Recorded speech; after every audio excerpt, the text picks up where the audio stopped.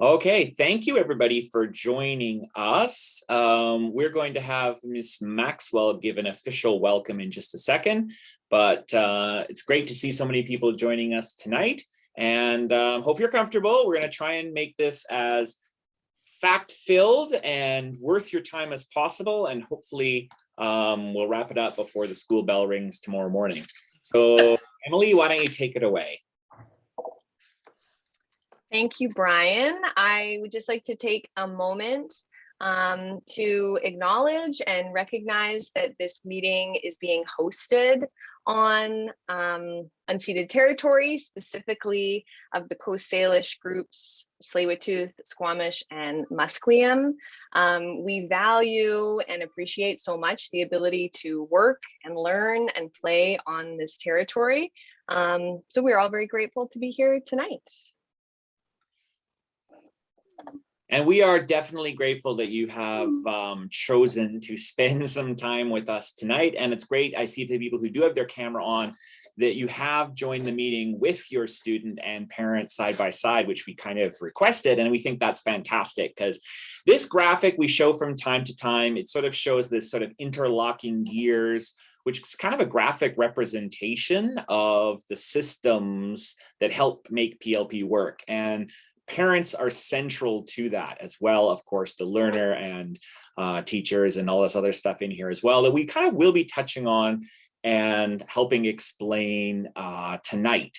Before we get rolling though with the official program, when we knew we were going to have people's attention tonight, we realized, well, there's an opportunity for some updates, because it does feel in the pre-show tonight, if you joined early, we were reminiscing about how exciting and fun the talent show was at last year's PLP banquet, and how that sort of seemed like so long ago, even though it really was just a few months ago.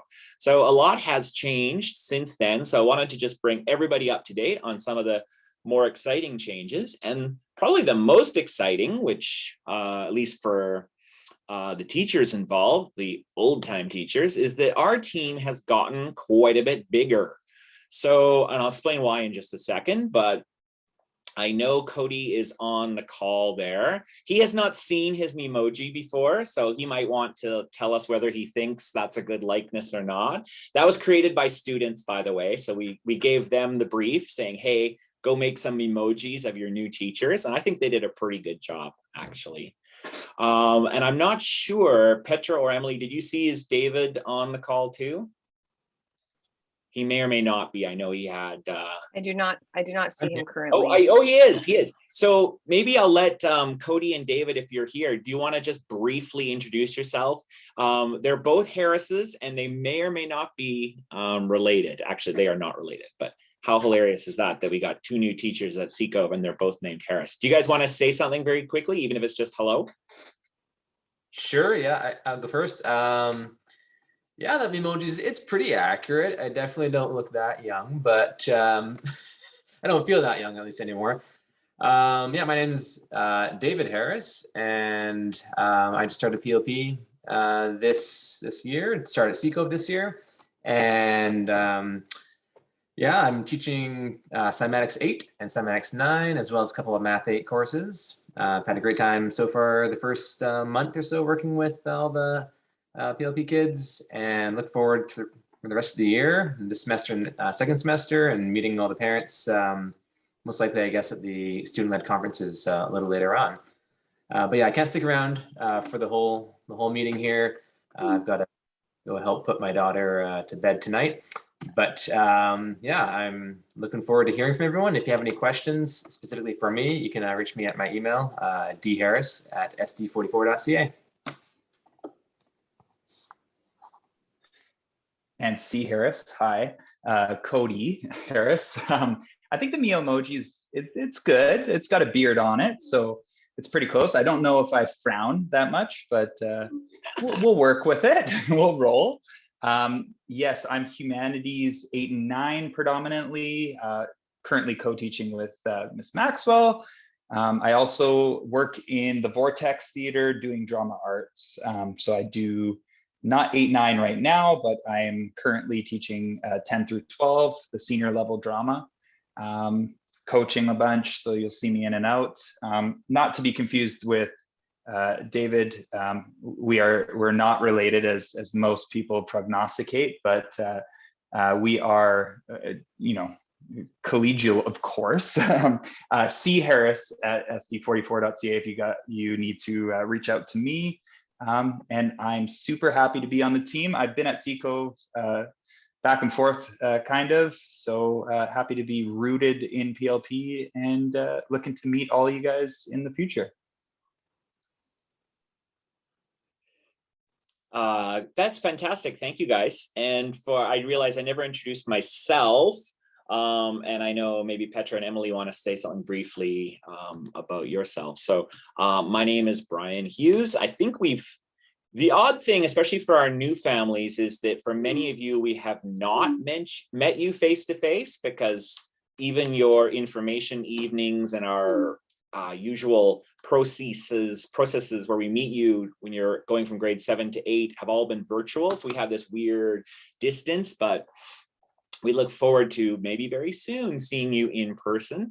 So when they let me teach on the humanities side, you're also going to hear that I'm the careers teacher for PLP 8 and 9, and I act as the coordinator for the program. And Emily, you want to go next? Sure. Hello, everyone. Good evening. My name is Emily Maxwell. Right now, I'm teaching humanities 8 and 9 with Mr. C, Mr. Cody Harris. And yeah, it's been a very fun year so far. It's really nice to have everyone back in the building. We're doing some awesome projects. We're just about to finish up our first projects with the 8s and 9s. So be sure to be looking for some pretty exciting final products in the next couple of weeks. And thanks for being here. It's nice to see everyone. Petra? Yeah, thank you. Hi, everyone. I know I've seen many of your faces before, but as Brian said, it is a bit different when we will be able to hopefully soon meet in person. Spoiler. My name is Petra Williams. I do teach on the Humanities and Maker team. I work closely with all the people on the screen, including Mr. Evan Gross, who cannot join us this evening, our other cymatics teacher as well. So he is not able to be here, but you probably have seen him before. And if not, I definitely encourage you to reach out and contact him directly as well. I would like to just stress that all the lovely emojis you see on the screen, all the teachers here are here of their own free will and volition,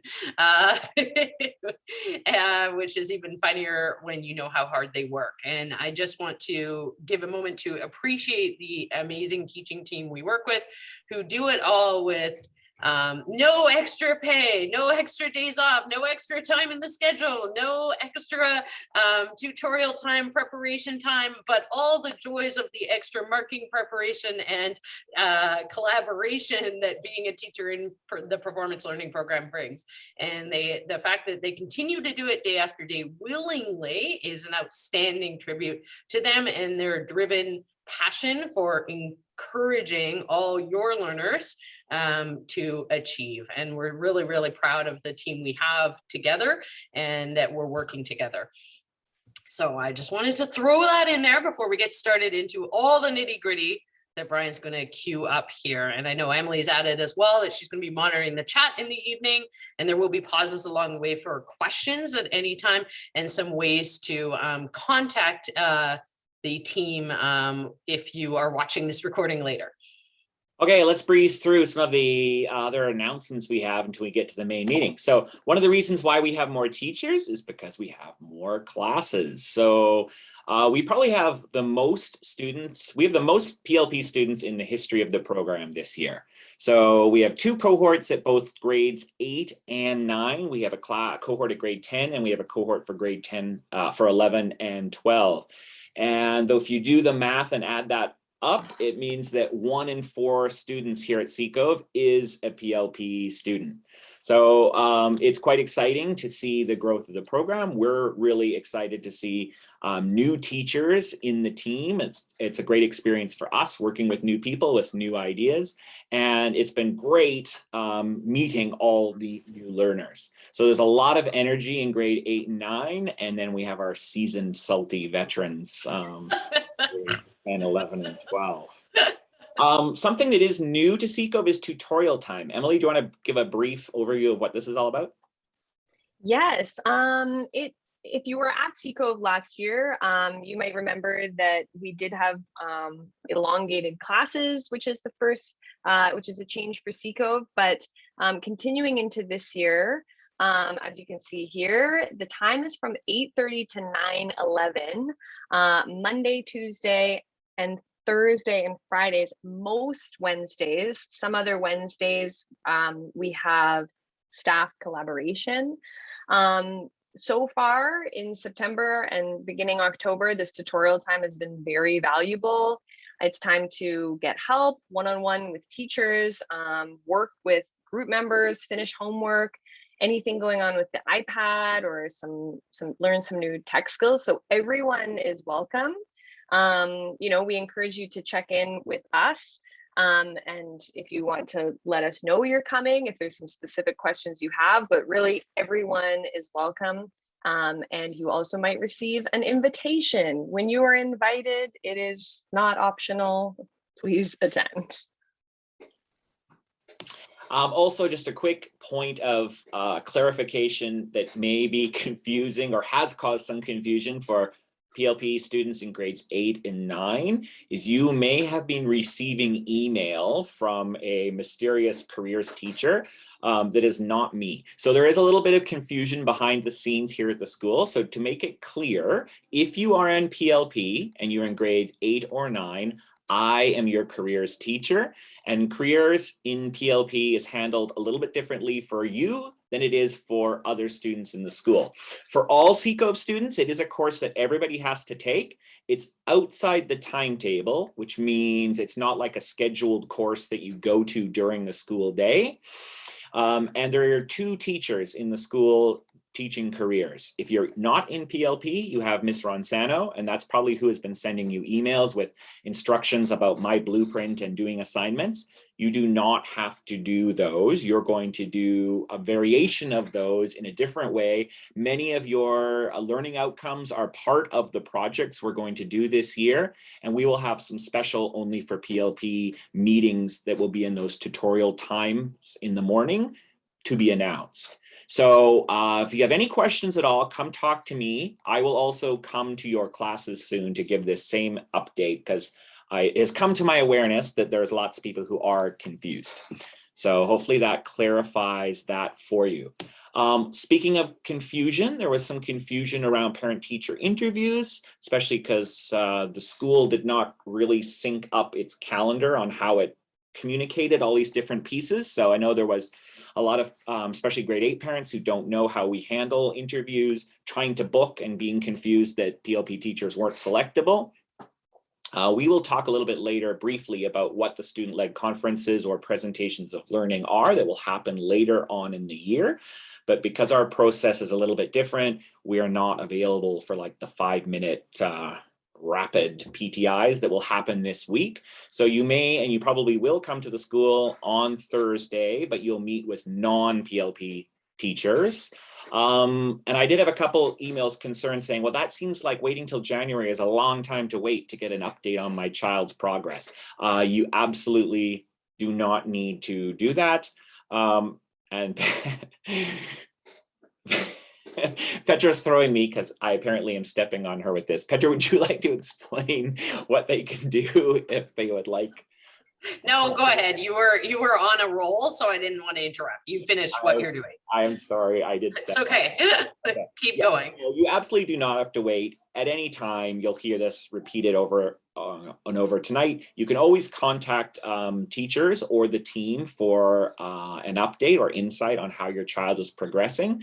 If it's subject specific, so it's a math question or a English question or humanities or cymatics, feel free to contact the teacher directly. If it's just general questions about the program or concerns about their learning or individual needs more generally, as a PLP team, we usually prefer to meet as a team. So you will make an appointment and see all of us. And we find that's actually a much better way to meet with the student and parents as a team. So Mr. Hughes, what if I already booked 5 minutes with the teacher on Thursday? Yeah, the only way you could have done that is if you sort of hacked the system. And I know there were a few people who did manage to get interviews with probably Mr. Harris, because it's a bit confusing because he also teaches regular Math 8. So it looked like you could book him for Math 8, but technically those are for his non-PLP Math 8 students. So I believe he did reach out to some people and ask you to, or canceled you. There might be a couple others. I might have sneaked a look at some other parent-teacher interview sheets. So if you did book with a teacher that's in PLP and your child is in PLP, the teacher will contact you, but we would consider those spots canceled at this point. Okay. The other updates we have are sort of centered around our sort of core organizing ideas. A lot of the meeting tonight, the main meeting, is going to be about project-based learning and technology for learning and how we learn and how you will know if your child is learning. But the question we've been getting most frequently from students and from a few parents is, well, what about the learning beyond the classroom piece, specifically field schools? So did want to just briefly touch on this. Right now, we don't have any official updates. Which is actually a little bit disappointing because we had kind of hoped by now we would know some things. And when we sort of did start daydreaming about what field schools might look like for this school year, way back last school year, it kind of looked like maybe the pandemic and the world were going in a more positive direction. And I think we're still on a positive trend, but we aren't, as we all know, we aren't quite where maybe we would want to have been. So at this point, we are waiting for several things to happen. We're waiting for it absolutely to be safe and practical for us to consider doing something like this. We also need to wait for the school board to start accepting overnight trip proposals, which to this point, they are not doing yet. And we're also looking at what we could practically retool and plan within a shorter window of preparation. So traditionally, our field schools have about a 1-year planning horizon. So we're already within that now for this current school year. We would be maybe looking at trips to Canadian destinations in the spring if everything aligns, and that seems like something we could do. We're also already looking ahead to next school year. So we will probably communicate by January, February, what we sort of plan or forecast for the next school year within that 1 year of planning. So that's a lot of words that say we don't have a real update at this time. We're still hopeful something might happen in this school year, but we don't know. So as soon as we know, you will know. The one thing that we do have the green light for and are able to do is day trips. We are now allowed to leave the school on field trips for the day. And we actually have some new projects coming up in our Sector 2 that we're planning to do that. But in talking with a bunch of the host locations, some museums, things like that, they have reminded me that vaccination cards are required for entering indoor spaces. So this is just a heads up now, especially for if you're in PLP 10, because I'll be planning your next project and we have quite a few trips planned for the day. And to participate, each student will need to have a vaccination card.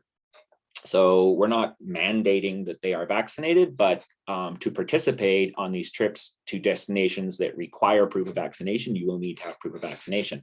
So a heads up, if that's not something that you have in your possession and that's something you would want to have to join these experiences, do that. Okay, Petra.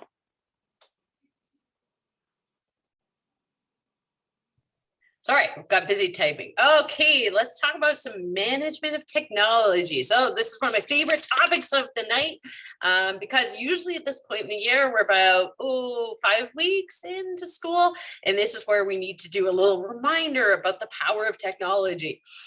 So you all have a very powerful device. We talk about that. We talk about how to manage it. We talk a lot about privacy. We talk a lot of things, but this is a good moment where we talk about some other issues that come up with technology, which mainly leads to some interesting conversations at home about managing the iPad sometimes. So I want to just give all families a reminder that although we are an iPad-based program, we are not a remote learning program. So the homework your student is doing at home is not excessively of an hourly basis that your child needs the iPad from 3 p.m. till 3 a.m. and should be on it for 12 hours a day.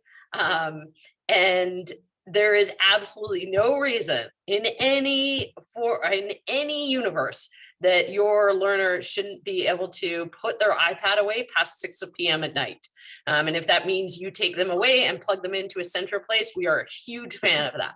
So I just want to remind everyone on this call and listening at home later on that time on the screens at home is really time to be at work if it's required for school. If you're seeing it become more than that, we support 100% that you can take that device away. There's plenty of time, especially now with tutorial times in the morning. There's lots of times where they can do the work that's required at school. So if they're getting to a point where they're saying, I have hours and hours of work and I need my iPad, that's a really good time to reach out to the teachers and check in. Is that actually what's happening? What's going on here? We've had a rising uptick in the charging issue.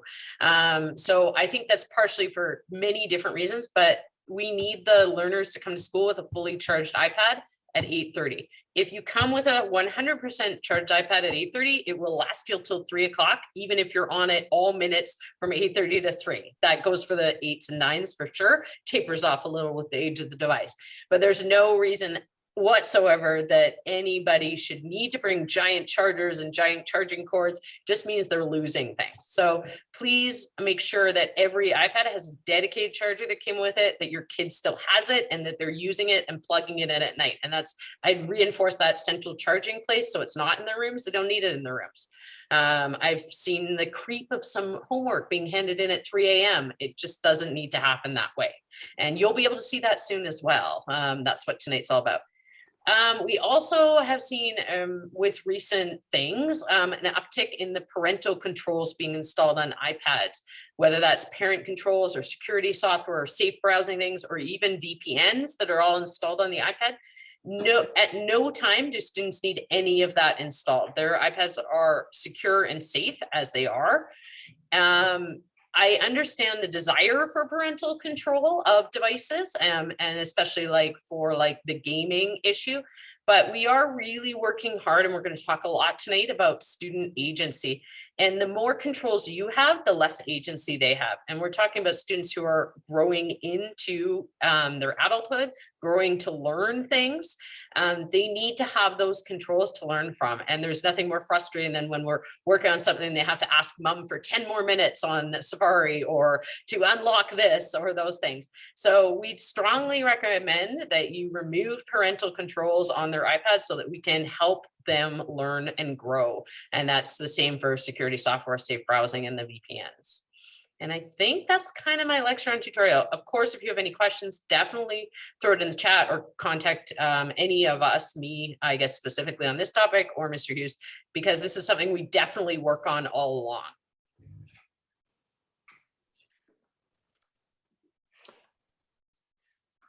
Oh, and that brings me to the awesomest use of technology we've had recently. So this has been a great conversation with our classes. One of the things we were doing is finding some new ways we'll be talking a lot about teamwork and what it means to work as a team. And so we resurrected something we used to do long ago called the Plp Challenges. So I put this out last week about pushing yourself outside of comfort zones, trying new things. And we issued the first of the year grade-wide PLP grade 8, 9, 10, 11 challenge, open to all PLP learners as many times as they wanted to enter. And we're going to have multiple ones along the way throughout the year. And the first challenge was actually to transform a classic work of art. And we had it due last Friday. We shared, they had to look at them. We shared it. They then posted them anonymously and students got to vote. So what did they do? We saw ones like this. Like I said, not having students come up at midnight to do it, make a meme of the classic art with ones like this, which of course never is our students, right?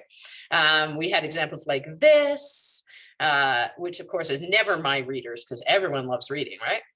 Or even this, which I just talked about, which is why it was such a good segue into this. So I'm perfectly ready to announce, and I feel like we need a drum roll, the first winner of the PLP A challenge as voted on, or PLP grade wide challenge as voted on by their peers, which had a very, very close vote actually, with lots of interesting entries. You can ask your kid to show them to you later.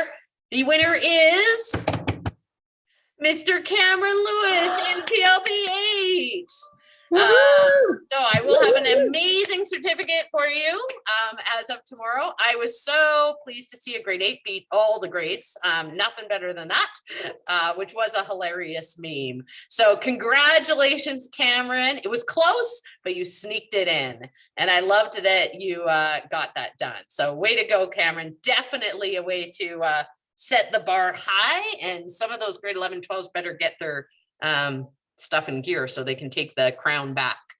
It was an excellent meme, lots of fun. So we'll have different ones. They won't all be memes. In fact, I'm thinking of video one for next time, which should be lots of fun.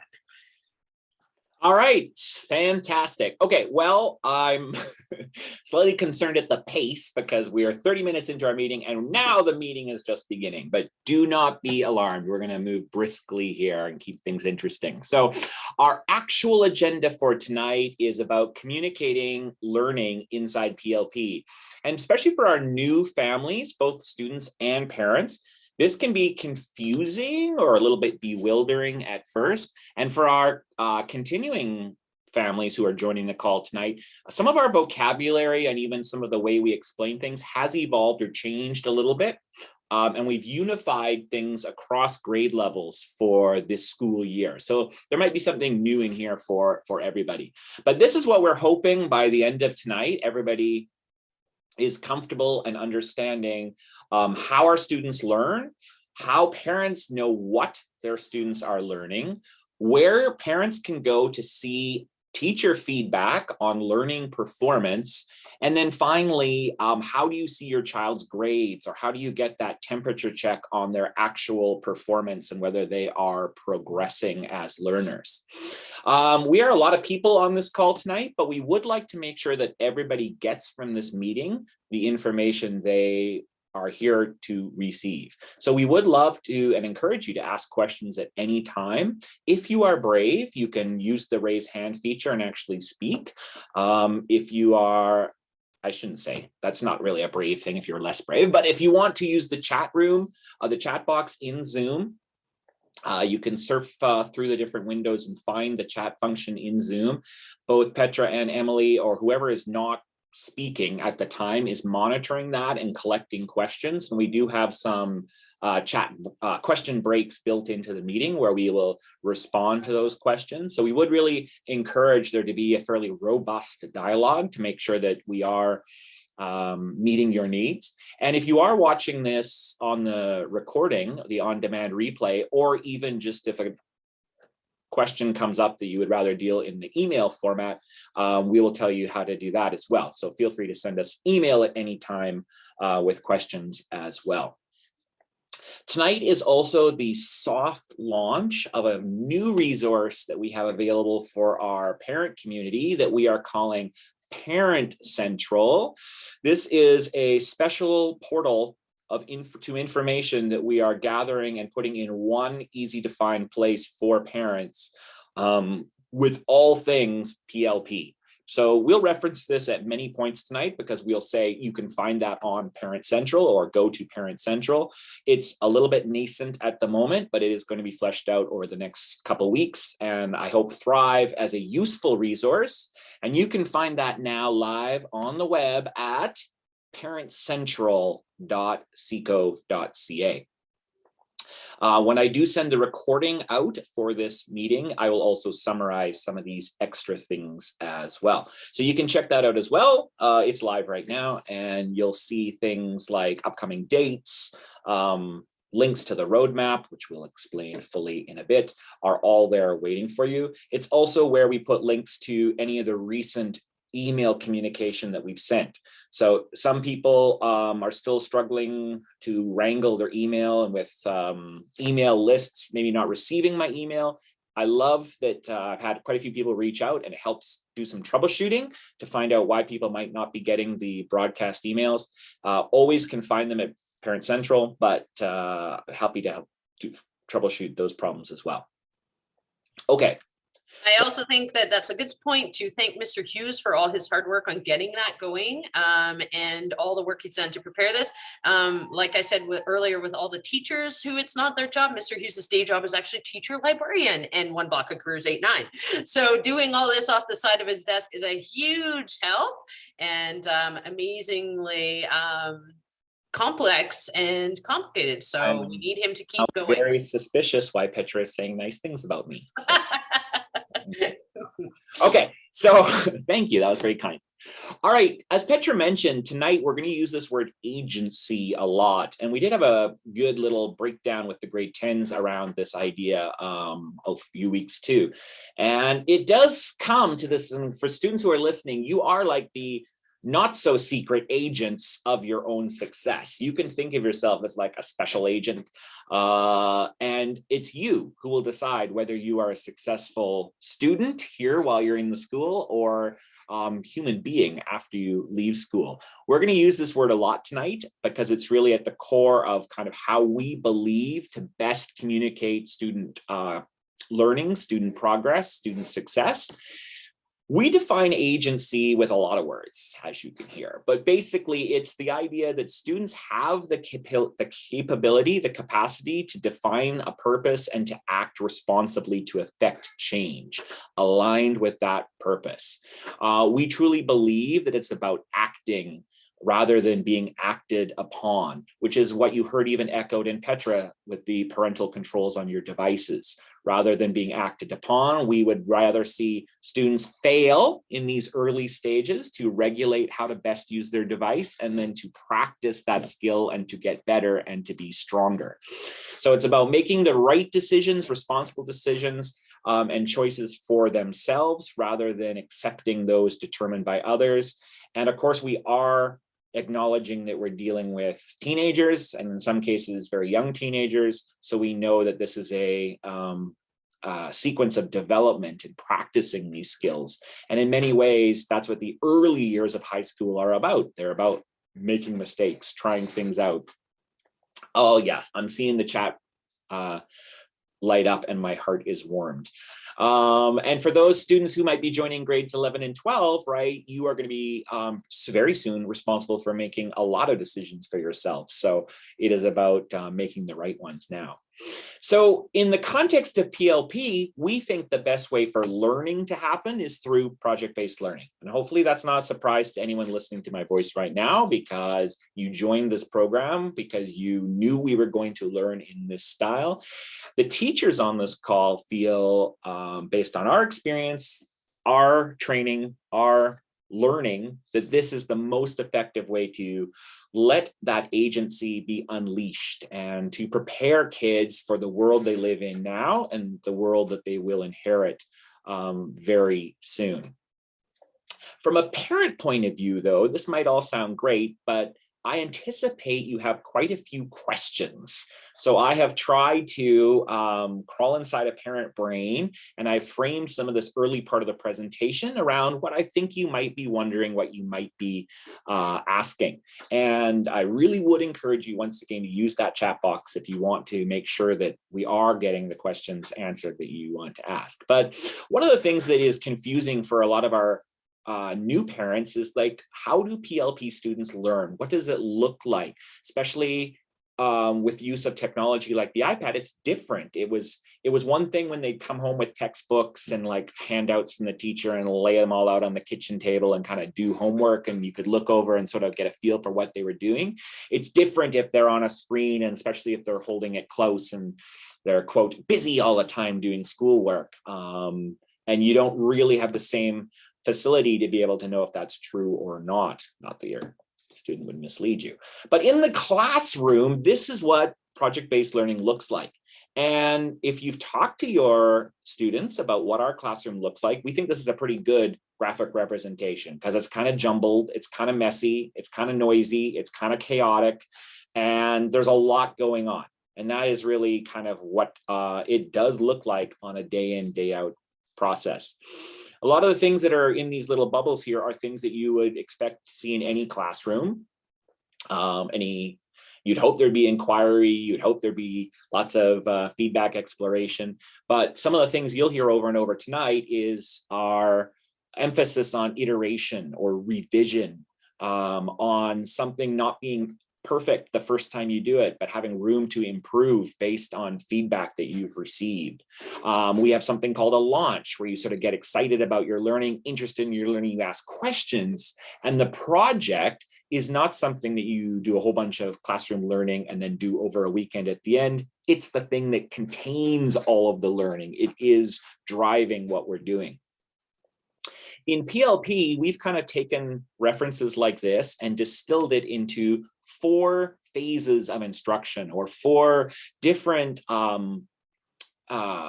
modes of learning. And the students all now have this vocabulary. We've been using it with them since the summer. One of the reasons why we launched the summer learning when the students were still in grade 7, we're working on that, is to familiarize themselves with this vocabulary, with the requirements and what's involved in each of these steps.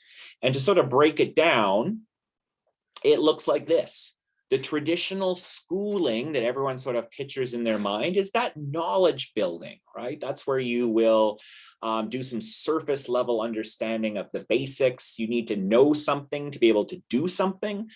So building knowledge, but it's the developing critique, multiple rounds of revision based on feedback, both from peers, from teachers, and self, to improve work. So we are always trying to drive the quality of work higher. And then in project-based learning, and certainly in PLP, there's an emphasis on presentation and the publicness of work. We believe that your work is better when it's shared to an authentic audience. So the teacher alone is never the only audience. And hopefully grade 8 parents have already sort of put on their calendar an exciting event for next week, because all of their work will be public next week. And we will remind you at the end of the meeting tonight what I'm talking about for that public exhibition. I do see a hand, and I will pause in just a moment to have questions, which I'm quite excited to hear. Inside PLP, though, there are things called performances of learning. So all of what I just said is great, but how do we actually know the kids are doing something? What are they actually doing that is showing the teachers that they are learning? Well, they are working on these sort of 3 big, broad categories. So we have things called checkpoints. These are kind of like those stages throughout the duration of the project that allow us to, give them the guiding assistance to help them build the knowledge we want them to have. In teacher talk, we call these formative tasks. So things that happen along the way. As parents, you may see these, you may not see these. So sometimes they will be collected in Shelby, sometimes they will be offered teacher comment, sometimes not. The things that you will definitely see are milestones. These are the crucial demonstrations of understanding. In fact, we would say that for every project that we're working on, there are probably these 2, 3, 4 things that if they don't happen, the project can't be completed. So these are the sort of core understandings that we said if the student can't demonstrate, then they are not successful in the project. These are always in Shelby with copious amounts of teacher commentary and feedback. And the project itself is really, like I said, the container through which all of these things are happening. There is eventually a point, though, where the project is finished, where it's over and it's presented, and that lives on the students' learning portfolio, aka their blog, where they will document their learning, present their learning, and self-assess themselves through reflection. All right, I'm going to pause there for a second because Petra and Emily and either Cody or David, if they're all still here, may wish to chime in with some extra color, or we would maybe have a chance to add some more detail that I've missed from questions, or we can hear from Alan. Nope, I just pointed out in the chat that all the PLP learners have their own learning portfolio, which is public. They grade 8s have just met theirs, and their first page is due on Thursday, so they're working hard on that. And you can check out all their learning portfolios at the link off the plp.cgov.ca site, and it will be updated with the PLP learners, the new PLP learners links to their blogs very soon. Mostly when we think it's ready. Did we have any questions that I missed? In the chat? No. Okay. Alan, I know your hand is up. Okay. I don't know if that's intentional. If it is, if you'd like to unmute.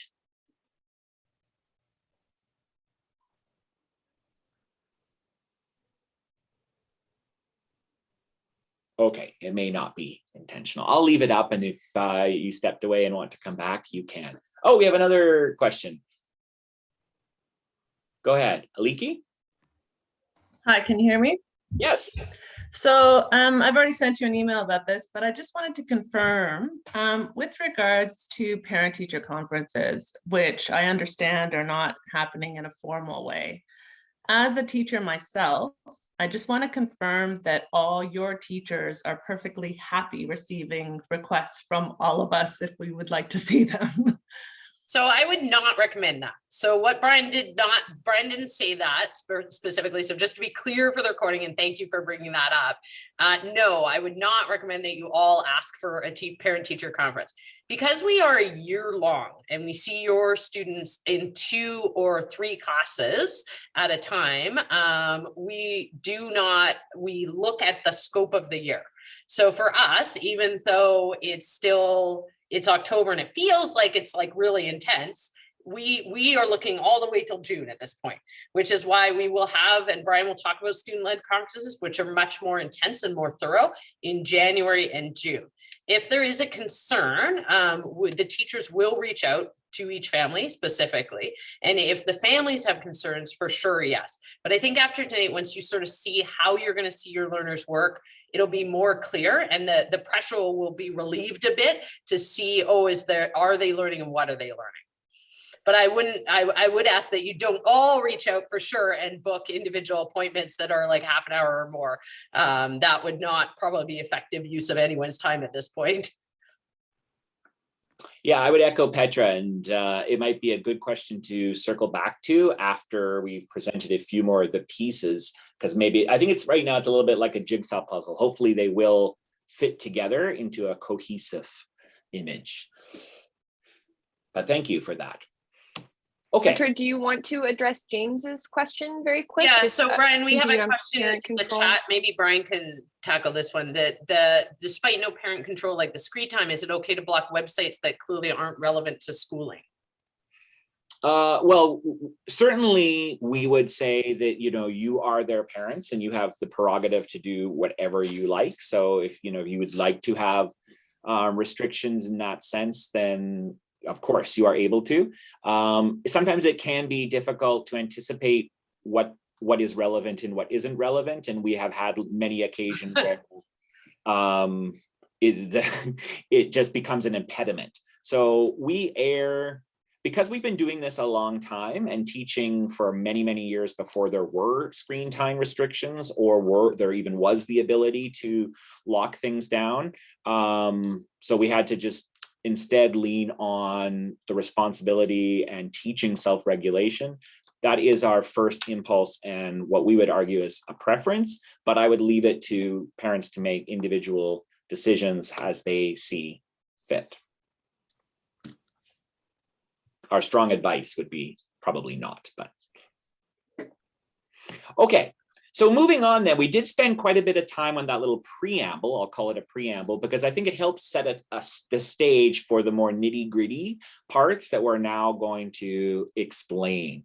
So with keeping in mind that project path, those 4 phases of instruction, they get mirrored and appear in the tools that we use for instruction. So the first one, which you may have heard about, if your child's been showing you what they're doing on their iPad, or you've been talking to other parents and they are mentioning this thing called Basecamp all the time, is the tool that we use to create the guidebook for students learning.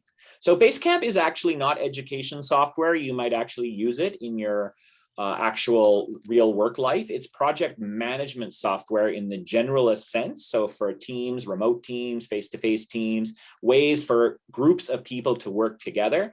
They have a very gracious education program where they allow the full use of their product for free for schools, which makes it possible for us to use it. And it actually has worked quite well for us. It's not sold or made to be education software, but actually in some ways that's kind of even better because it's more real world, it's more real, it's more authentic. The way we use Basecamp inside PLP is, like I said, a guidebook for students who are working their way through our projects. Inside this learning space are all the details of the learning expectations for each project that your students are doing.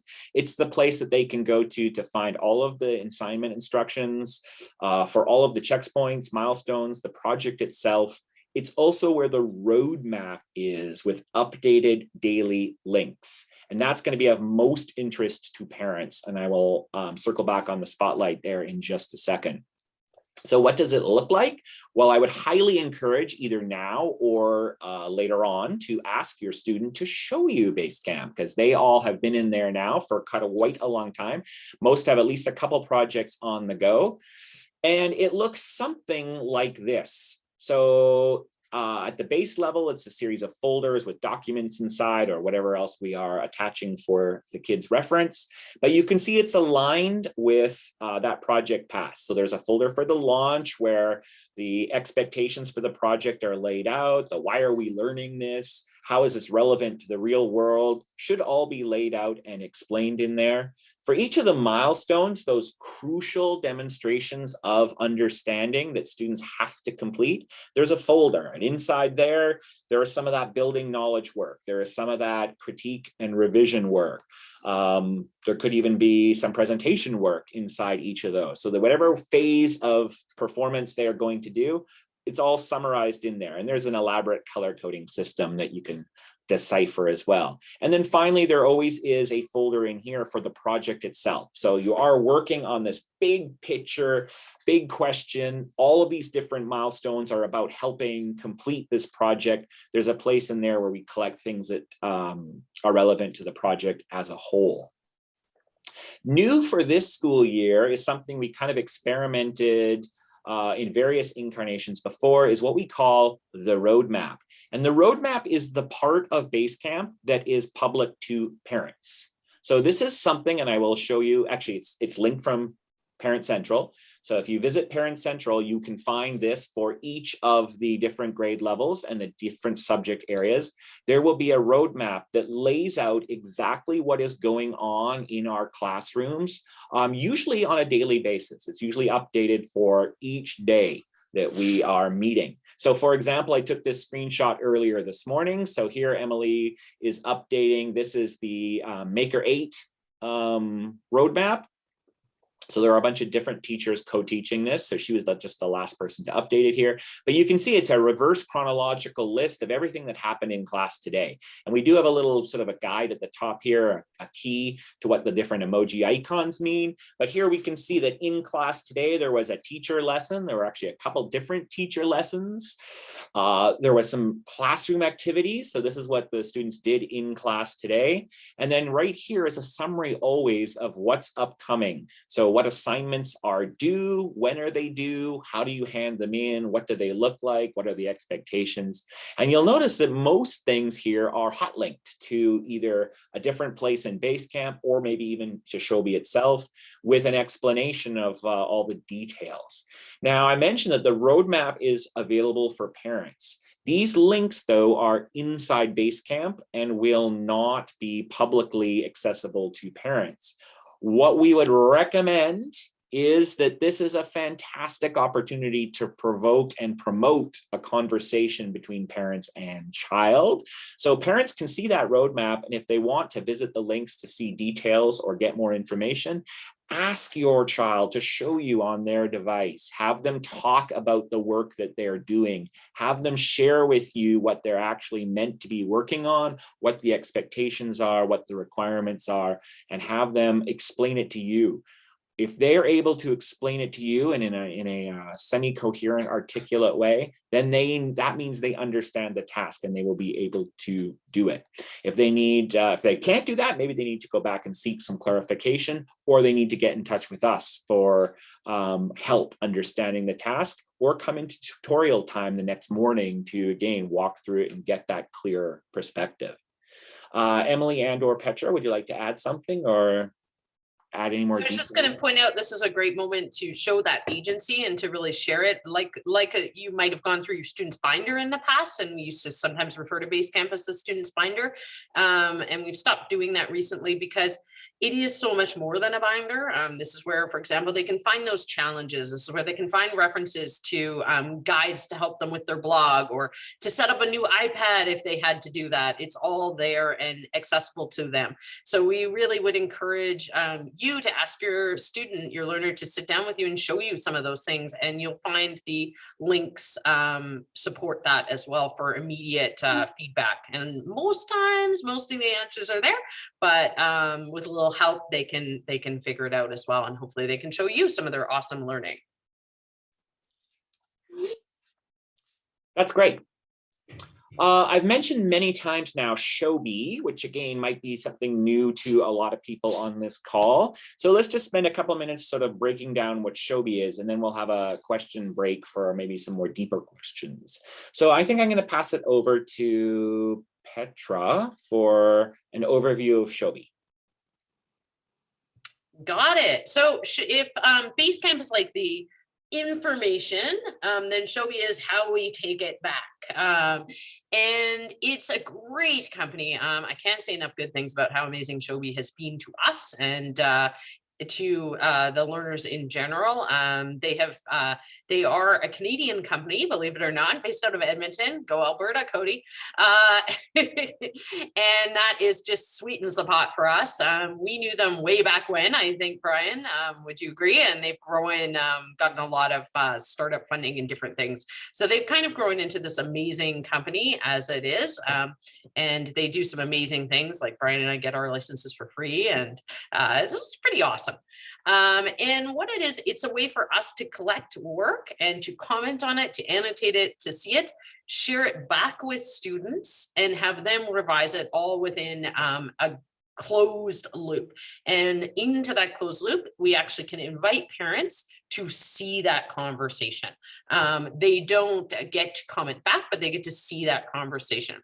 So at a glance, and actually I forgot to ask you, Brian, are you sending the codes later? Yes, I'll mention. Okay. So parents will be invited. This is unlike Basecamp, which is one way where it's going to be only to your student. Shelby will allow parents to see this on your own devices. So Brian will send codes after this meeting, and you get a code, you log in, you say, I'm a parent, and you connect the code, and you'll automatically be added to all your child's classes and be able to see all their assignments and all their work and all the things the teacher has said to them. So if you are a PLP 8 parent or new parent on this call, you can see that your children have been living in fear for this day because very soon you're going to have access to all their work that they've done since the first day of school. And before that, with, as Brian was saying, that importance of that summer learning. So yes, that day has come. And one of the things you'll see is these shortcut informations. And I should say Shelby has a really great website with help as well. And they will be able to you can see videos and find out more information through it as well. So this is just a short summary of the things you'll see when you open that Shelby account. And the basics are this: you'll see a red circle like this on a piece of work, which means that a teacher has given feedback to the student. You'll see a paper clip, which means the student has submitted a piece of work. And if you see a paper clip with a red clock, that means the student has submitted work after the due date. So yes, you'll even see late work at that point. And what this means is, pausing so that we can go to the next slide, I hope, maybe not. Aha! This is exactly what that looks like. So this is a teacher view. So I've blacked out the other students in this class. The student actually has graduated and is doing very well now. So this is actually from last year because I didn't actually ask any students yet if we could use theirs. But you'll see this is on the teacher view, and you'll see what Shelby allows us to do at its best is to have that ongoing conversation. So you can see here, oh, I forget, you can't see my mouse when I was floating around so you could see it. What you can see here is the paper clip. Maybe Brian can point to that, which means something has been submitted.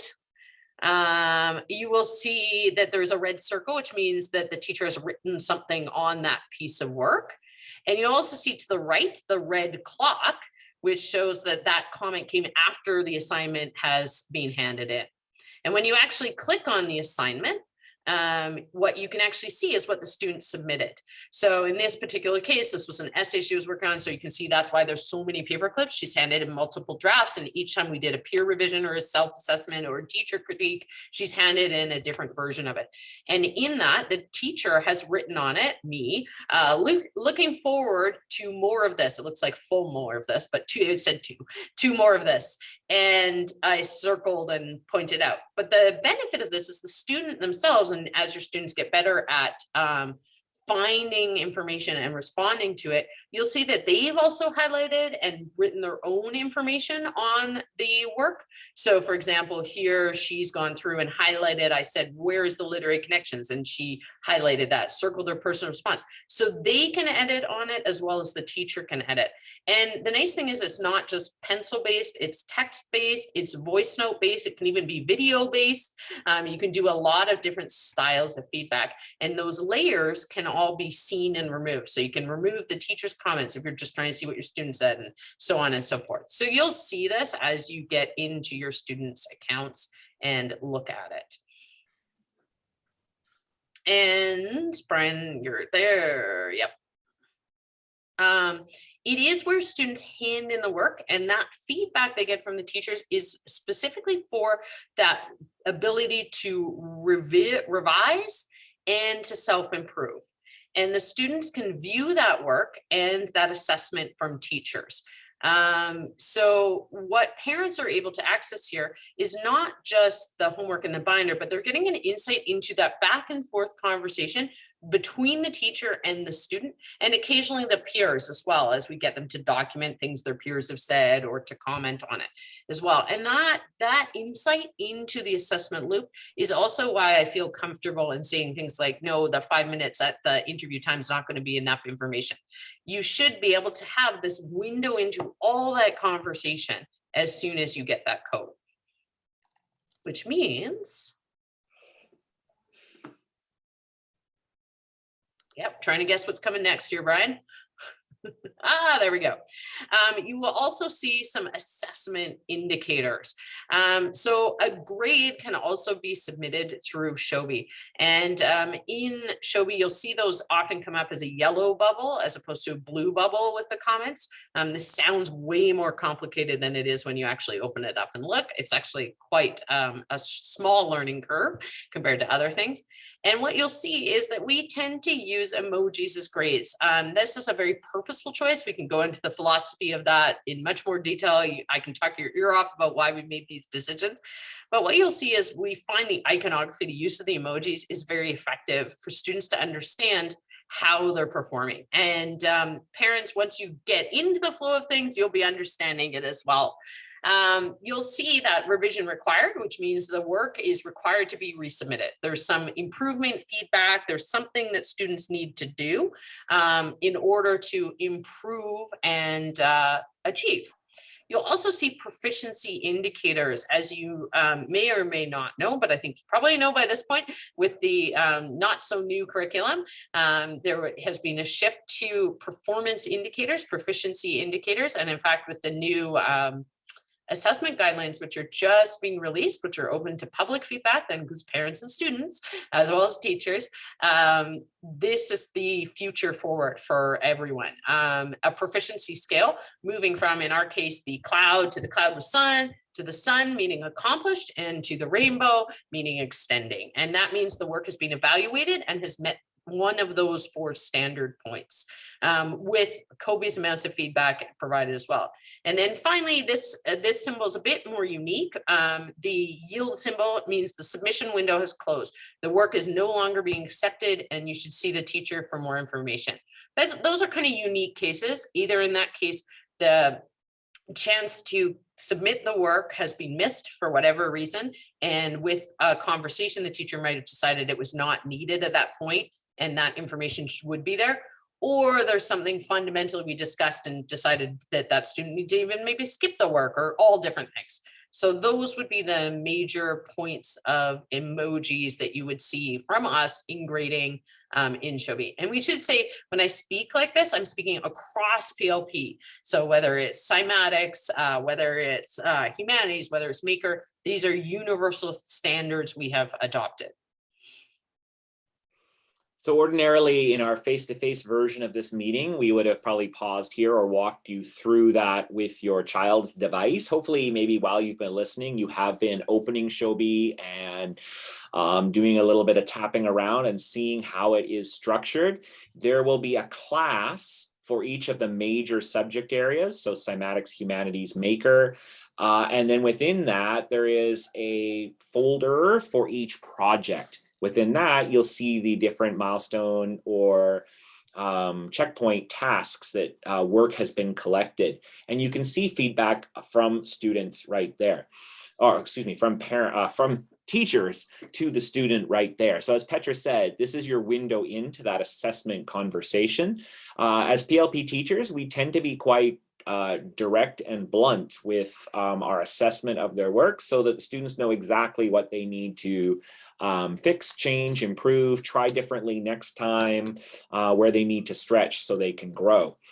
These icons that you see on the screen right here, as Petra did a great job explaining, are that sort of quick glance to sort of see where this particular thing in Shelby, what stage it's at. So if you see that revision required, the little sort of looping repeat, it definitely is a signal to the student for sure, but also their parents looking at parent view that the work submitted didn't meet the standard, that they need to go back, look at the feedback provided, and they need to revise. The proficiency indicators are a bit weird when you first see them, but we'll help demystify those very soon in the next segment. And we should say not every piece of work will get an emoji grade. It depends on the teacher and what the assignment is and what kind of information they need. But for the most part, lots of us comment on almost everything that comes in, depending on time and need. And sometimes that goes into Shelby. Sometimes that's also just out loud in class, in which case it's not necessarily captured in Shelby, but it's a great time to ask your student or your learner, hey, why do all your assignments have clocks on them? Are you handing in work late? Or, hey, how come not one assignment has a paper clip next to it? Is there incomplete work missing in your life? Those things are very, very helpful as the window. However, as we said, it is a window, not a door. So parents, you can't actually talk back through Shelby. And we often recommend that students don't talk back through Shelby because you'll see it fills in very, very quickly with huge amounts of information and notifications. So we've been working on students to control those notifications, and parents, you may want to have a look at it too, because you're going to get notifications as soon as we start commenting and hook you up as well. All right, I'll give Petra and Emily a chance to scan if there were any questions to address and just give an update on that. So beginning tomorrow, you will receive a personalized, this is for parents, will receive a personalized email from me that contains the instructions, the step-by-step instructions on how to sign up for Shelby and attach yourself to your child's portfolio. So you will only see your own child, of course. And as Petra said, it is a view only. So it gives you this window. You will see everything that happens between a teacher and your student. And if you had any questions or concerns or comments about our feedback or the work your child is doing, we would encourage you to have a conversation first with your child and then with us. And that's where we would love to then go forward and explain what we think is happening that's doing well, what we think is those areas of opportunity. All right, Emily and Petra, did we have any questions on this section that we want to loop back to? Well, I'm trying to remember what the next section is and where the best time to ask some of these questions would be, because I don't have the full scope. The next section is reporting. Okay, so yeah, maybe before we move on to reporting, just one more quick thing. We should be clear that PLP, although we are project-based, we are still covering the same curriculum that every other class in the school covers. So the content is actually the same. If you want to learn about the French Revolution and you're in grade 9, you will learn about the French Revolution in grade 9. You might learn about it in a different way. You might have different assignments. You might have different requirements, but you will learn the same content. And that goes for the differentiated instruction as well. So all students, all learners have different needs. So some students might, for example, I'm trying to pick something that I know we don't have any. If a student was, like, a great example would be if a student had a visual impairment, we would not expect them to be able to read a book in the same way. So we would provide, and hopefully we would find an audiobook, they'd be able to listen to it. We teach them about Read My Screen. We would teach them about all the different amazing things the iPad is able to do to help differentiate the instruction. And I think in PLP, we work really hard to differentiate the instruction for all learners, project-based learning or not, regardless. As teachers, we ask for an inclusive environment and try to differentiate for them. That sometimes means, like, for example, you even saw us introduce that sort of new emoji where there was that, the yield symbol is a great example of that. Some learners need less work and more targeted work. And that's where I could see that yield symbol actually coming into play, where we actually say, like, hey, let's miss a few of these things with a conversation with home. And we do understand that we have always had diverse needs. The interesting thing about PLP is that's not a new thing in any regards. Right from day one, we have had a very interesting collective team of learners. And so we love to challenge ourselves to think about different ways as they learn. So academically, the standard is always in school of the grade level that the child is assigned at. That's just the way school works. You move along in the grade levels and your curriculum is the same. So if you're in grade 8, you're working at English Language Arts 8. If you're in grade 9, you're working on Social Studies 9. And therefore you are assessed, which is what we're going to talk about next, at that level. With needs and supports, the school determines whether or not your learner can achieve that. And those conversations is where we come into things like individual IEPs, individualized education plans, and other meetings that may take place to help those happen in unique ways. We are very sure that the iPad does not solve every problem, and nor does project-based learning solve every problem, nor does a great teacher solve every problem. But we hope with working together that we can. I hope that covered that question. I do see a few other great questions being asked and answered by Emily and Petra in the chat. So I think we'll move on, and then Emily's keeping track of anything that we don't address, and we can collect those at the very end. So that's great. All right, the next section we have is Shelby's great. I get all this feedback. I like all that, but like everyone knows that like school is about grades. So what actually is on the report card, or how do I translate those weather emojis into actual grades? So Petra sort of alluded to the fact that actually this is something we've been interested in and working on for several years. And like a lot of things, the ministry and the rest of the province has finally caught up. So there is a draft reporting order that is circulating right now, which is kind of like the directives on how all students in BC, K to 9, will be reported on. And beginning next year, they will all be reported on using this format, K to 9. So students won't receive letter grades or percentages anymore. They will receive a proficiency level. And there are 4 proficiency levels. This is the BC Provincial Proficiency Scale. And it's very reductive to just think of it as like on a 1 to 4 and, you know, do a mathematical equation based on 1, 2, 3s, and 4s. And naturally, that's how people's brains works, but it really is not meant to be chunked and calculated like that. The key thing to focus on are these bolded words here. And we're talking here about like a student's demonstration of understanding. So it's not even actually their understanding, it's what they demonstrate. What do they output? What do they offer? What do they like put into the world that shows either an initial understanding, right? A partial understanding, a complete understanding, or a sophisticated understanding. In PLP, we are driving and striving for all students to be here at this accomplished level. We want all of our students at whatever point they are accessing the curriculum and at their grade level to be able to have, with the necessary and afforded to them adaptations that we all need to demonstrate a complete understanding of the concepts, competencies that are relevant to the expected learning. So as a shortcut, just because putting these words in or just in Shelby, it works nicely if there's some colors, we use the weather. And it just shows here, it is a spectrum, it's a continuum, right? These sort of lines are arbitrary divisions here, but it's a quick way to sort of give feedback to students and say, yeah, you are operating at that complete understanding. Congratulations, way to go. Exactly what we would want to see in your performance of learning, you achieved. Sometimes, you know, that we just are getting very close, but we're not quite there. And sometimes, you know, we're just, it's the first time we've done something, or the first time we've encountered a new piece of information or a skill or a competency, and we're just doing that initial level. That's okay, because we know we're going to receive feedback, we're going to have another chance to revisit it, and we're going to grow our ability here.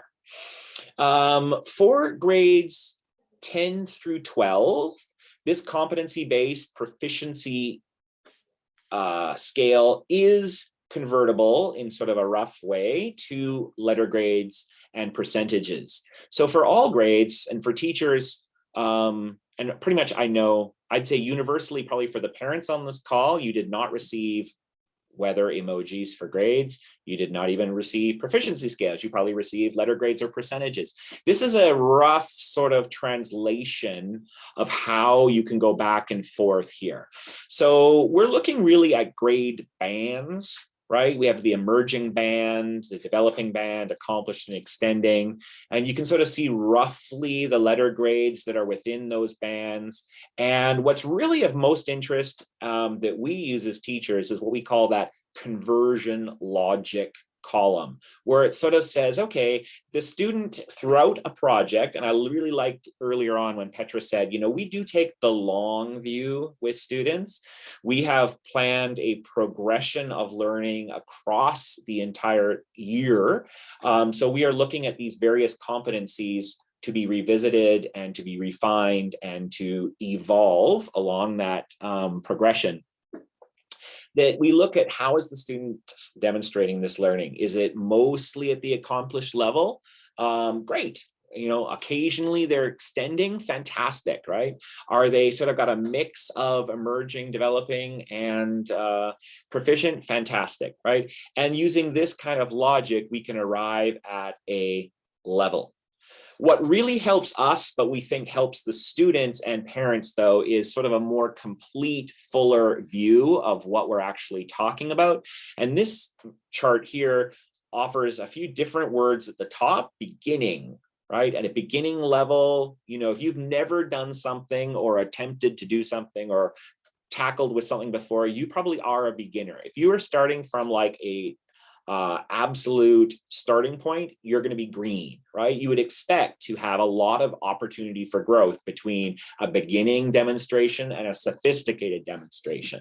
So it's not like if you're beginning, you are somehow deficient or you are failing and somebody else is like really excelling. It really, we do go back and forth between sort of a hierarchical ranking based system, just because that's kind of the way we are used to. But if we can move beyond that to think about the learning level, this helps a lot. And how do we see that in the work that students are doing?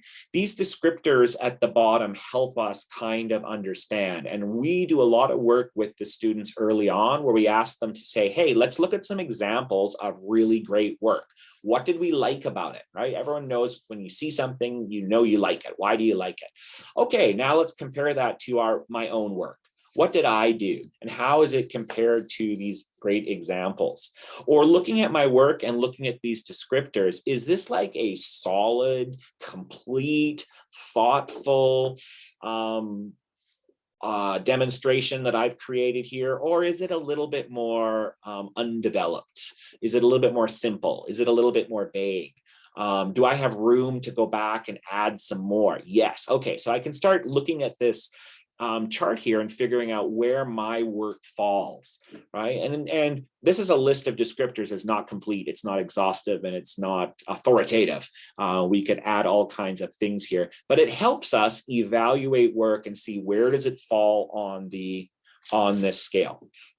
And throughout the course of the many projects students will do in a year, we are looking for them to reach that accomplished level and to end the year with exactly the grade on their report card that they hope to see. That is our commitment and what we hope for. So when it comes to the report card, though, what actually appears? Well, so for this school year, you will be able to access the actual report card online through the My Education BC portal at the midterm and end of each semester. So basically 4 times a year for our cymatics and humanities courses. Humanities is reported as one subject and cymatics is reported as one subject, even though it is inclusive of the 2 different disciplines for each. Grades 8 and 9 will receive descriptive feedback from the teacher, which should look very familiar because it'll be basically a summation of what's been happening in Shelby. And you will receive the current level of the student's performance as measured by the proficiency scale. So grade 8 and 9 students will not receive a letter grade or a percentage this year on the report card. They will instead receive one of those 4 levels of proficiency. Grades 10, 11, and 12 students will receive descriptive feedback and a percentage that is arrived at using that conversion logic based on the work that they've demonstrated and shown throughout the durations of the project work that they've done. Okay, this is when I really dislike Zoom because it's incredibly hard to read the room. I'm not sure if everybody's like nodding their head because that makes perfect sense and they're good. Oh, I like that. Again, we've seen a few nodding heads. Good. We'll pause. Actually, I think maybe just note questions in the chat or we'll come back in a second to help. It probably sounds a lot more confusing. Maybe it doesn't sound confusing. I actually think it's pretty straightforward and it's something that the student should be gaining a lot of facility at explaining and talking about and presenting their work to you and explaining why they're at where they're at. And one of the reasons why we use tools like Shelby so that parents can see that conversation, can see the feedback from teachers and can, if they're confused, query us as to, well, hey, how come my child got an emerging on this? I thought it was pretty sophisticated. And then we can have a conversation about like where those areas of improvement are and how they can reach the level that they want to get to. Okay, teachers want to add anything? No, everyone's good. Okay, the last section here, this is the last big chunk here, so I think we might actually. Yeah, maybe you should do questions, Brian, because we did have some good questions in the chat. Okay. Is someone gonna tell me what they? Yeah. Yep. Okay. Okay, I think this question was not answered. Petra, maybe you can address this one. But what are universities doing with this new non-traditional grading, or internationally, or do we know how that's translating? No new students. Nobody's going to university anymore. We're all staying home. No, I'm kidding. I'm just teasing because it is a serious conversation, although it's not a new one, and it's definitely has been ongoing conversations with universities for years now. We sort of heard this first when they eliminated provincial exams, which I wrote many of, and scholarship exams. It does get answered because, of course, you get the percentages and the letter grades in 10, 11, 12 as required. But the interesting thing is with the new reporting order, they actually could have gone the way completely of proficiency, and then which actually happens in a lot of different ways, because believe it or not, there's actually a lot of different grading systems out there. So like if a student goes to IB, they get different styles of grades. If they do AP, they get some different things. So there's actually a lot out there that universities then have to collate all that information and sort of decide, like, what does this actually mean for the kid applying to university? And so more and more universities are moved to sort of basically a portfolio for the application. So what you see, for example, even just at UBC, I don't know why I say it like that, even at UBC, students have to apply through a portfolio of admission. So yes, their grades are part of that, but as weighted is their statement of application, the work, the volunteer work they've done, their work experience, any struggles or limitations they've had to overcome in their lifetime, all get scored and weighted in to that portfolio for admission. So it totally depends on the university, but many of them have largely because universities such as UBC were finding straight academic GPA to be a unreliable indicator of actually the students' abilities. So there is a bigger shift, and as Petra said, there's many different. Right now, I hate to be blunt about it, but many universities rely on like computer systems that can't handle anything except a 2-digit like percentage numerical input. And I think they are working on solving this problem. But this is a trend. But to answer your question directly, Patricia, yes, currently the ministry is mandating percentages for 10 to 12, and that's what they receive. Yeah. And students in PLP have done very well with those applications in the past, in fact, if not better, because of the breadth of their experience. So we would expect that trend to continue.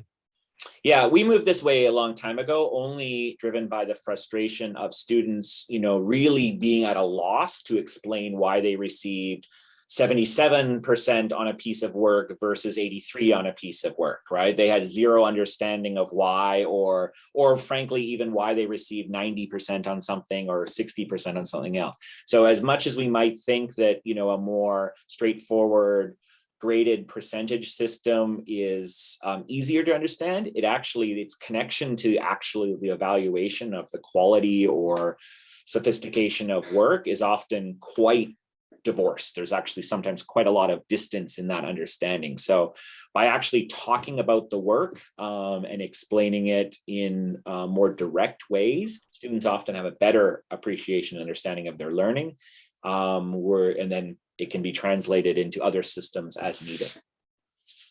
Okay. That might, I think you began to address this second question too, Brian, but just this question about parent involvement and that feedback, moving away from that hierarchy of the learning scale and how to relate that back to the learner. Is it subjective?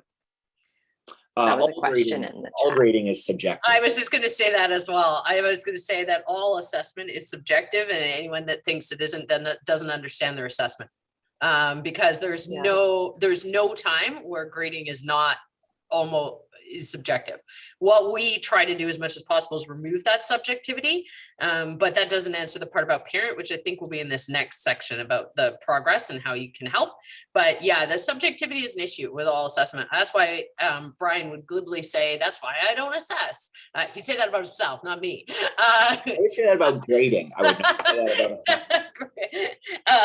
So it is problematic, and again, a great conversation for a more philosophical deep dive about why we've made some of the choices we've made, but a great question. For those that we haven't lost on the call and are interested in this topic, actually in Parent Central, if you click around and find in the FAQ section, there is an entire document that helps explain our philosophy of grading and assessment and explains more in depth what the whether means. That conversion logic diagram chart is all there.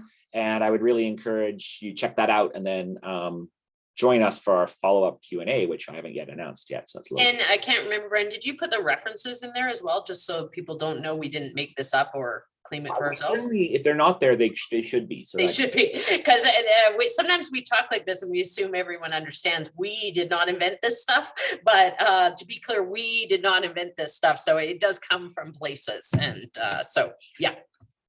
Places. Okay, so the last big piece then that really parents do have a key stone function in is what we call the learning plan. So this has been something we've been experimenting with. I shouldn't say experimenting, but like workshopping for the last few years with different classes to try and get it right. And I think we are quite close. So for this school year, we are going to introduce this across all PLP grade levels and ask students to prepare and articulate an individualized learning plan for them. So this really is directly connected to the idea of agency. And for students who are all accessing, there's a question before about like inclusion and different learning needs and styles. We absolutely acknowledge all of that. So everybody is coming to the table with a different perspective, and the learning plan that we expect every single PLP student to have a different learning plan. So students will work on this. It will be a template, so it'll be something that they will complete and fill out, and it will be updated as needed during the course of the year. But in some ways, it's a forecast. It's a statement of learning intent. It is who they think they are as a learner, or who they want to be or become as a learner, and what they would expect to see on those report card periods, right? If you want to be crudely transactional about education, like what do you want to get out of this school year? Our interest as teachers is to hear that and understand what the student's goal is, but then more excited for us is we can actually work with them to find the best and richest way for their learning to unfold to reach that goal. So the learning plan is a way to structure the goals, more importantly, the habits that we think students need to develop, practice, fail at, try again, so that we can minimize misunderstandings about expectations and arrive at these report card periods and ultimately at the end of a successful year of learning, exactly where we think the student should be and where that student wants to be. The learning plan is kind of like the contract, if you will, between student and teacher that sort of guides the relationship. And we have a conferencing process in place this year where the students will often meet with their teachers and one-on-one be able to find out, hey, how am I doing? Am I on the path? Have I strayed? And we will affirm and encourage their learning as they go. So in some ways, a lot of times students are like, well, I'm used to receiving marks on my tests or marks on my quizzes. And I know if I'm going to get an A because I keep seeing that I'm getting 10 out of 10 on my weekly quiz. In PLP, you've probably figured out we don't do as many graded quizzes. Maybe you might not ever do a graded quiz. So how are you knowing what's the feedback you're receiving? Okay, in Shelby, you might get some comments, you might get some nice comments, but again, what does that actually look like? Am I going to be getting the grade or the report card result that I want? The learning plan is the place where you have that security, that comfort to know that if we have concerns, if we think that you are not performing at where you want to be and where we want you to be, we're going to have those conversations with you all the time. So what does that look like for the learner? That's you, students. You will create this document. We will help you. We will guide you. But like I said, it's a statement of learning intent. You will tell us who you are, who you want to be. You will, to the best of your ability right now, detail the habits that you think you need to have in place to make that learning growth happen. You will, like I said, meet regularly with your teachers, and there might be a little bit of work, some preparation you need to do to prepare for those meetings so that you get out of that time what you need to. And most importantly, you need to act on the feedback you receive. So in Shelby, we'll be giving you a lot of direct feedback on how your work could get better, can get better. And if we see you acting on that feedback and incorporating it into your work, then we know you're living up to your part of the learning plan. As teachers, we're going to help you create the plan that is best for you. So we're going to make sure that you do this, that it's complete, that it's quality. We're going to evaluate your work, right? So of course, when you hand something in, we're going to mark it, quote unquote. We're going to take a look. We're going to offer feedback for improvement. We want you to be successful. So we loved meeting you when you were in grade 7 and you told us, I want to be in PLP. Here's why, here's who I am, here's who I think I can be. We were excited to hear your stories and we are excited to see where you can go. So it's our job to make you as successful as you can be. So we're going to meet regularly with you to review your progress. We're going to encourage your learning. Right? This is not about grinding you down. This is about, again, making sure that you are being launched into the stratosphere of your own success. Parents, you have a role too. We want you to understand your child's learning plan. So as they start working on these documents and developing what this looks like, I'll be communicating with you via email, giving you a heads up. Parent Central will have some support documents on what this actually looks like. But we want to make sure that you're aware of what your child has forecasted for themselves and what they've set as some of those habits for growth that they've identified they need to work on, so that you can help as a co-agent at home to maybe put in the necessary supports for success. We would expect you to have regular conversations with your child about their learning growth, to check in. You will have this window in Shelby to see something called the growth plan, which is going to be the learning plan in the context of each project. And you are asked to attend presentations of learning twice a year as active participants. Far more information on that as we get closer to the date. Okay, I won't belabor this too much because this is probably really small to read on your screen, but you can, to the questions before about, well, I don't really sure if I'm not really comfortable waiting until January to find out how my kid's doing. You won't have to. This learning plan process is going to roll out in the next few weeks. It's something your child will be talking about and developing in class, and there'll be subject-specific sections across all of the PLP courses. And once it's in place, it's really what's, I said, going to guide those conversations. If any of the teachers have any concerns about your child's progress, or whether they have deviated or fallen off the cliff, a teacher will be in touch very quickly. You will also be able to see that in Shelby when we are saying, hello, where's this work? We would like to see your brilliance. Please hand it in. Hello, right? So it will not be a mystery. You will see that feedback from us. Conscious of time, I'm not going to expand on presentations of learning, but these are facilitated formal events where your child will stand before you and teachers and offer a 15-minute or so presentation from their portfolio, where they will actually show evidence of what they're excited about, what they're proud of, and areas of opportunity or continued areas of growth. And of course, you will also receive report cards. But honestly, at this point, I hope you're understanding and hearing that by the time the report card comes along, for PLP parents, it's really a non-event. In fact, many of our parents don't even bother looking at the report card because they already are fully abreast on their child's progress. There's no surprise at all anymore on getting a report card, and you have that awkward, uncomfortable, maybe I'm just reliving my childhood here, that awkward, uncomfortable weekend when you bring the report card home and it was not what you hoped it would be, right? You will know because you'll already have discussed the learning plan. You'll already be seeing all the evidence of their learning, and the report card is actually just a formality at that point.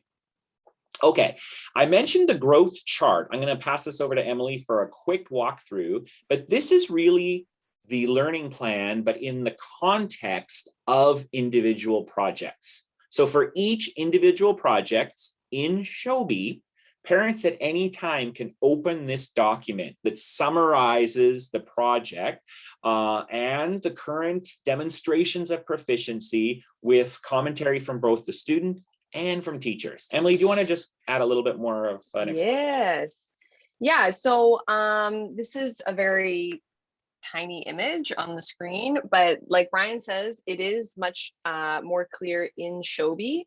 So this is our current Humanities 8 project. Our Humanities 8 project is called The Medium is the Message. So on this growth chart, you can see, of course, a kind of a little explanation of the project, the driving question, which is really the overarching focus of the entire project, and of course the why are we learning this. Then you can see along the left-hand column there, the 3 main milestones for the project. So starting on the left, there's the milestones. Moving across the chart, you can see the checkpoints. So again, these are sometimes activities, lessons, kind of smaller assessments throughout the project. And then right in the middle, you see the performance indicator, so the proficiency scale. My favorite part of the growth chart is that it really is promoting this self-assessment column. So you can see here, the learner has written in kind of a little black writing about how they feel they performed on this milestone. So they're encouraged to look at their work and consider how they feel they performed. And then in the final column on the very right is the teacher feedback. So this was specific feedback that I gave to the specific student.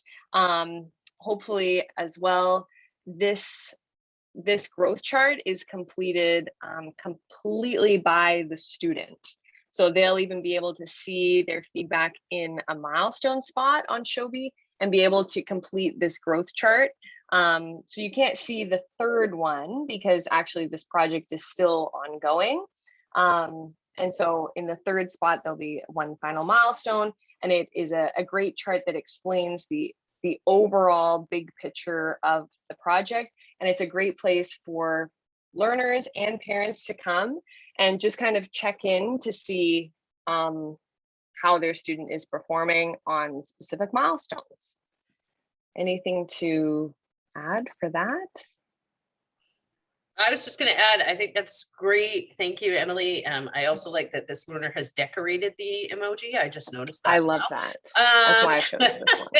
But I was just going to add that this, as Brian has said, that the growth chart is for each project, per project, the learning plan in context of the project. So you'll see that every learner should have 2 of these at a time, if not 3. No time to eat. Oh yeah, sometimes 3 growth charts on the go for the projects in Shelby. So they should be fairly obvious. And if you're struggling to find it or unclear, definitely. I was thinking earlier, one of the things we say is the ask 3 before me. We always tell the children to, find 3 different ways to find the answer to your question before you rely on the teacher.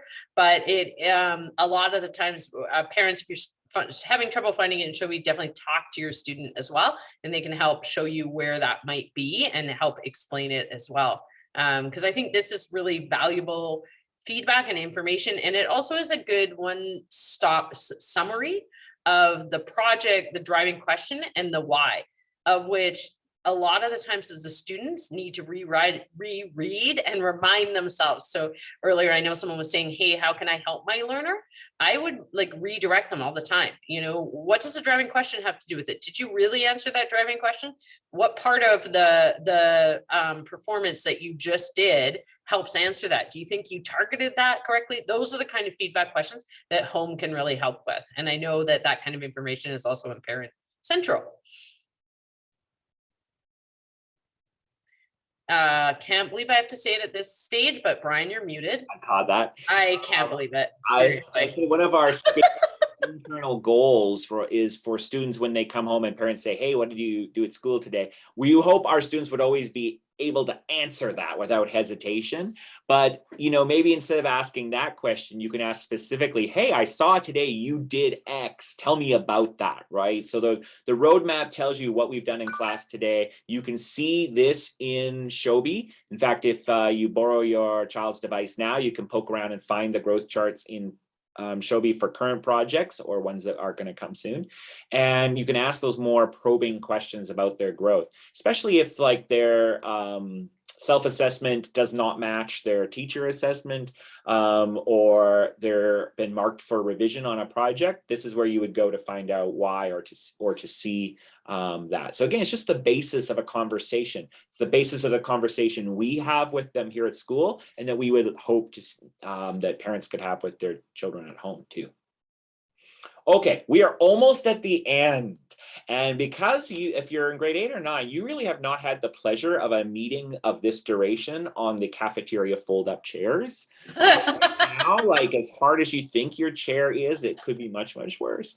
So we are at the very end of our program. So I know there's been a few questions. I think maybe I'll just let Emily do a collation and we'll come to those at the very, very end here. That's kind of it for our communicating learning. So in summary, right, Basecamp and the roadmap is where parents can find out like what's happening. If they want to actually see how their child's doing, it's all in Shelby.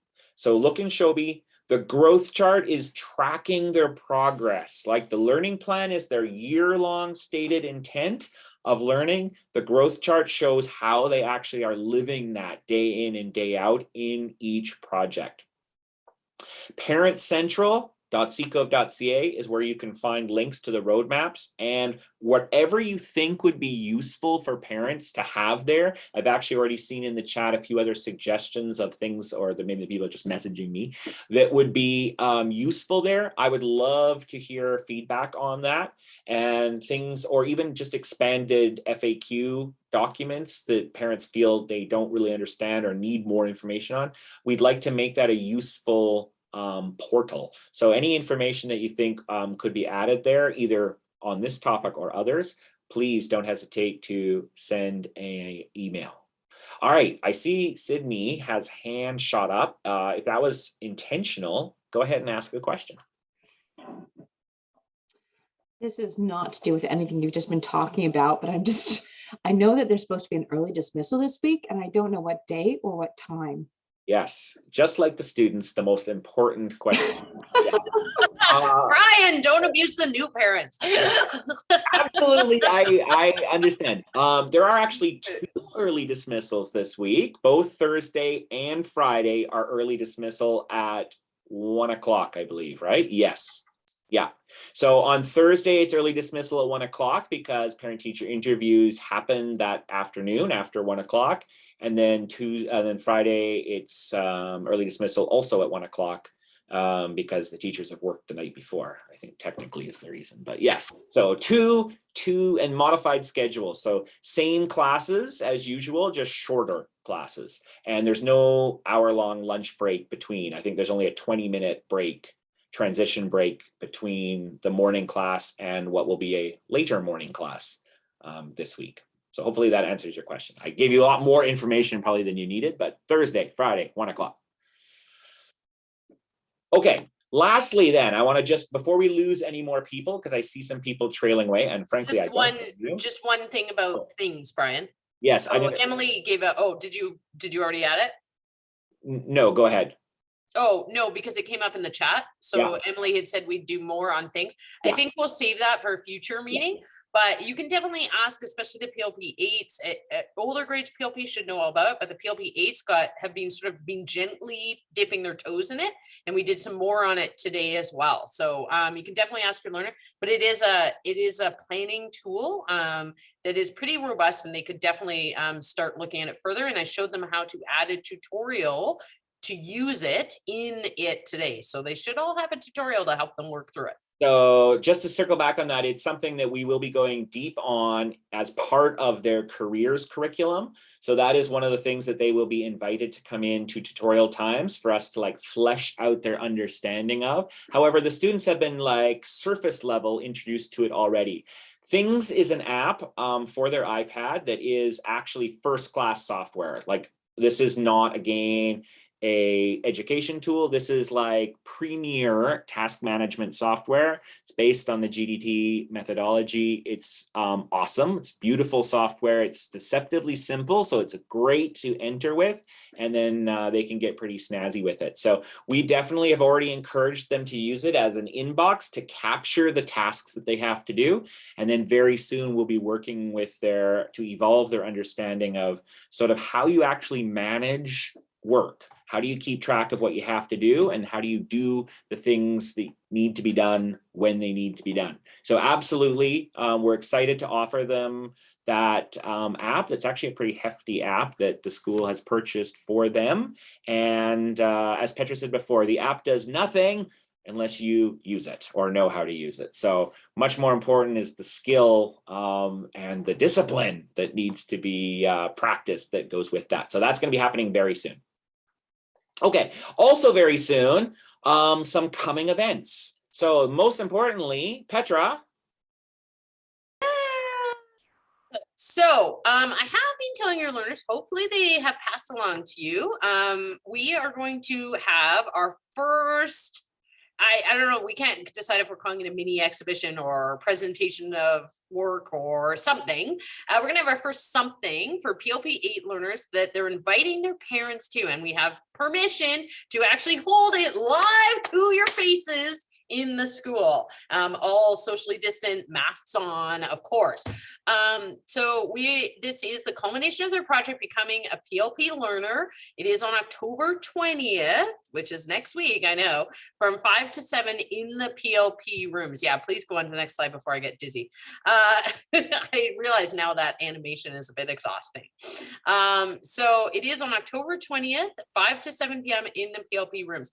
Now, with all our exhibitions and work like this, we would hope that all learners can attend, but we know that all our learners are busy people and have other things. We would love it if you can make every effort to attend, parents especially, students as well. And it will be a presentation of all the work they've been doing in Maker 8. So they're coming to an end of their first project. They will be showing you how they are ready to be a PLP learner. We should have a little graduation ceremony at it almost. But there will be some surprises because parents, you will be doing some work of your own that night, which the students will be very excited to assign to you. So don't be scared. Don't be scared away. Don't be scared. It's good. It should be a really fun night where they're going to be really rehearsed, ready to show their work, and have you circulate and have a look at the amazing work they've been doing. But we would ask you to be here promptly at 5 and plan to stay till 7, but we may end earlier. Yeah, so that's the plan. More information and a separate invite to follow. Okay, and our very last slide is an invitation to do it all over again. No, not really, just kidding. We realized this was maybe bewildering and overwhelming, and even as it is, we crammed quite a bit in, and it can be a lot to process. So the recording will be available. I will send that out, and I'm going to endeavor to summarize some of our key points, both in an email and now at Parent Central. But we did think we would throw open this Zoom room again 2 weeks from today for a less formal, less structured follow-up session with Q&A. So maybe between now and then, while you'll have had a chance to look at some of these tools, you'll maybe have a chance to have found the roadmap, checked it out, looked at your students' stuff in Shelby, because you will have had your parent code activated by then. It's an opportunity to ask questions, just get technical help, or to better understand some of the information we've shared tonight. So it'll be same time, 2 weeks today, at that same access code. Don't expect a formal presentation. It'll just be us sort of there to sort of see what people want to know, and a little bit more casual. Yes. If you have questions in advance of that, or stuff that you would like to see presented on that night, again, feel free to send it to us. You can contact any of us at plp@ccov.ca. That email address will reach all of us. So that's a general contact point, and then I will direct that to whoever can best answer your question. You can always email me directly. It's basically the same thing. at bhughes@sd44.ca. Parent Central also will have our contact information for each of us. It's not there yet, but I think that would be a good thing to add. I saw that as a suggestion earlier. So I'm going to end the recording briefly. Before we cut it off, is there anyone who has a last minute question they would like captured as part of the recording? Feel free to grab the mic now.